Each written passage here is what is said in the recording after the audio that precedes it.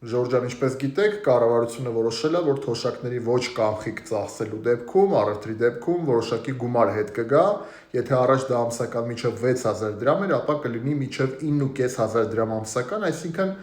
12%-ից աճել է մինչև 20% 3500 դրամով։ Բայց ուզում եմ մի հատ կառավարությանը հիշեցնեմ կարևոր դրվագ։ Խնդրում եմ նայեք կառավարության անդամներ։ Եկել եք տատիկ պապիկներին մտածող եք դարել, որ իրանք հաց առեն։ Այդ տատիկ պապիկները 100,000 դրամներով նիսյաներ ունեն իրանք խանութներում։ Փողը տվեք այդ մարդկանց, թող գնան իրանք նիսյանները փակեն։ Ես հանուն սոցիալական արդարության կուսակցության նախագահ Արման Ղուկասյանն եմ ու հիմա ասում եմ կառավարության անդամներ, իշխանական պատգամավորներ, պաշտոնյաներ, բայց տվեք տատիկ պապիկներին այդ գումարները, թող տանեն իրենց նիսյանները տան։ Իսկ դուք տեղյակ եք, որ այդ մարդիկ միջև ձեր թոշակը տալը արդեն այնքան նիսյաններ ունեն, որ ոչ կանխիկ կերպով չեն կարողանա ծախսեն։ Պետք է հանեն ու տանեն այդ գումարներն ու նիսյաները փակեն։ Բայց տվեք այդ գումարները, թող տանեն այդ մարդիկ այդ նիսյաները փակեն, թե մենակ պարքիավճարների մասին եք մտածում, բարձր աշխատավարձների, ծառայական ավտոմեքենաների, գործուղումների մասին, լավ ապրելու մասին։ Այդ ոչ կանխիկ թոշակների օգտագործումը ոչ բոլոր թոշակառուներին է հասանելի։